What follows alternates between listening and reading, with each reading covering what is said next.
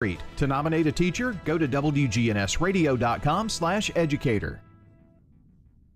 This is CBS Rewind. October 20th, 1977. 3 members of Leonard Skinner killed in the crash of a privately chartered plane in Mississippi. The crash claimed the lives of lead singer Ronnie Van Sant, guitarist Steve Gaines, and backup singer Cassie Gaines. October 20th, 1991. Country singer Clint Black and actress Lisa Hartman got married. And October 20th, 1994. I won't lick your hand, and that's what eats you, ain't it, Keeper? Burt Lancaster died at 80. A man ain't whipped until he quits, and I'll never give you that pleasure. I'm Brandon Brooks. Get out of here. And that's Rewind. Fall into a hiring spree with Indeed. Their end-to-end hiring solution makes it easy to attract, interview, and hire candidates. Sponsor a job and instantly receive a short list of quality candidates whose resumes on Indeed match your job description. Visit Indeed.com/credits. Rutherford Issues with Brian Barrett on FM 101.9 and AM 1450 Murfreesboro, FM 100.5 Smyrna, and streaming at WGNSradio.com. Back here on the show, and we are welcoming in our guest here this morning. Jody Powers coming in to talk about Liberty Station, and on 2 wheels, no police, anything like that, right? No, it was close. Glad you're able to be with us this morning. You are juggling quite a bit these days, aren't you? Yes. Yeah, that's hence the 2 wheels today. Yeah. It just works out that way. Yes. Well, remind us all what Liberty Station is all about. All right. Well, we are a grilled cheese cafe that is also a coffee shop. So we train and employ adults with disabilities or adults with other employment barriers. We train them in food service, hospitality, barista, bakery, retail, and custodial trainings, and then help place them out in the community with regular jobs. So we train throughout the week, but we're only open to the public for lunch on Thursday, Friday, Saturday, 11 to 2. And this has been going on how long now? November 1 will be 1 year since our grand opening. So that's awesome. Yes, it's going well. We've had 7 interns placed out in the community, and we've just hired another one yesterday. So we're up to 17 current interns right now. So it's going well. Parents are saying this is working. So that's exciting that all the vision put into practice with our team has actually, we've seen some fruits of our labor. Mm-hmm. So it's exciting. Yeah, it has to be. And there was, last time I think we had the chance to talk, some thoughts about expansion maybe a little bit? Yeah, so we think we have 4 interns able to work in the morning. So we're hoping to open Saturday mornings at 7 if we have enough staff. So we're getting close. We're not there yet. We were hoping to last month, but it looks like it may be a little bit longer till we're fully staffed for Saturday mornings. And then eventually on Thursday and Friday, we'll also be open in the mornings. But right now it's just lunch. Yeah. But the space is available for renting, for events and parties and meetings and all the things when we're not serving lunch. So it's a great opportunity to get the community to come in and also support us by renting our space. And it's an amazing space. Very unique, central to town, and plenty of parking. So it's a great opportunity to, especially now, book for your Christmas parties.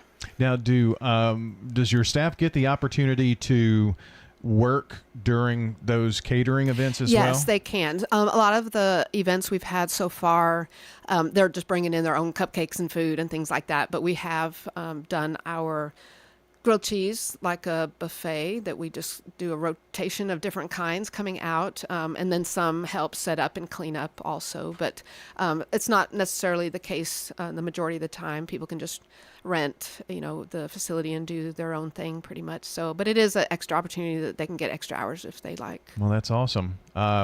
Jody Powers here joining us, talking about all the great things going on at Liberty's Station. And, this Saturday morning, I think, could be a really great opportunity for you guys, don't you? Yes, I feel like that would probably triple our customer base once we're open for coffee shop normal morning hours. It won't be big tickets, typically for breakfast, but we feel like that will really help get the word out about what our program is all about. It's not just you're not coming there just to support a good cause. You are really getting some good food and great coffee with private label coffee from Raphael's Roastery. So it's a great atmosphere. People walk in and literally look around like there's something different about this place. It's just a calm place to come meet friends for lunch. And so I love it. I have a feeling that people also drive down Broad and see the place and it's like, what is that? What is that? Exactly. We get people stop in. We do have some signage on the windows now. Iron Brush Murals just finished our hot air balloon mural last week, I believe. And then we moved the hot air balloon basket out there yesterday. And then the Experience Church did a mural on the other side. So it's getting some more attention on what that building is all about. So we're hoping with the new signage and all that people will stop in and see. Yeah. It kind of looks like it's definitely not a car repair place, but maybe was at one point. For sure. Yes, we did have someone stop in. They had a flat tire. Oh, did they really? They asked if we could do that. It's like, they used to here, but not now. But it really looks gorgeous inside, and that offers you the opportunity to really have a pretty versatile place. So the transformation has really been awesome. And I know that you work off of a lot of donations, and the community has been so supportive of what you do, and you have to have events, that make this thing possible. So there's something coming up next week I think you want to talk to us about. Yes. So Amelia's Closet is having a fundraiser, our second annual Project Restyle fundraiser. It's a fashion show and a restyling competition. It's Thursday, October 26th from 6 to 8. VIP tickets are $100. You can come at 5 o'clock with that ticket. General admission is $50, and that doors open at 5:30 for them. But local boutiques will have items in the fashion show, and for retail booths there, we have food from Tasty Table they donated. Mila Grigg from Nashville is the MC. We have the competition teams we have an NYP team, a junior league team, an MTSU fashion department team, and then 2 other teams from Friends of Amelia's Closet. So we're really hoping to raise a lot of money from ticket sales. We have some great sponsors this year. Volunteer State Bank is our gold sponsor, and then others. But we have a silent auction going on, almost 100 items. So that's live now, so people can help in that way if they can't attend. So yeah. It's a great event. We sold out last year, standing room only, and everybody that was in attendance said this is an amazing event. So it's unique, I think, to this area, something like this. Now, again, what is the title of the event? Project Restyle. Okay. So that kind of goes back to your original roots a little bit. Yes. So a lot of people ask, well, what's the correlation? But Amelia's Closet, we're actually in our 10th year now. And so helping women in the community, our main volunteer source there has been adults with disabilities, and a lot of them ask for jobs at Amelia's Closet. And so that kind of transformed into offering job training. And the 2 things I told people I would never do is job training and open a restaurant. And here we go. Be careful what you say you'll never do, right? Exactly. I don't say that anymore. I think the saying is be careful what you ask for. And I had someone tell me, also be careful what you say that you will never ask for. Yes, for sure. That is true. Yes. Because sometimes that's what you get. So you had this event. How many times have you had this event? This will be our second one. Okay, so last year was the first one. Yes, and it was amazing. It really was. So we're really looking forward to next week. I saw was just pulling up the event, and it pulled up the story that we had on the event last year, and this was, I guess, obviously successful enough. You wanted to continue to do it. Yes. So this will be our big annual event that we continue for Amelia's Closet. And it's hosted at Liberty Station, so people are able to see both programs. Well, and that's obviously an opportunity to maybe get people into Liberty Station who haven't been there before, too. Yes, and just to see the atmosphere, what we've done to the building, but also the opportunity to rent the cafe out. You can rent the commercial kitchen out. You can rent the garage space out. They're all unique spaces that I think really offer a lot to our area. So for someone who hasn't or did not go to this event last year, I think sometimes people hear about events and there's something that holds them back, the fear of the unknown about going, so. Yes. kind of walk us through what it would be like for someone. So you walk in the main door at Liberty Station.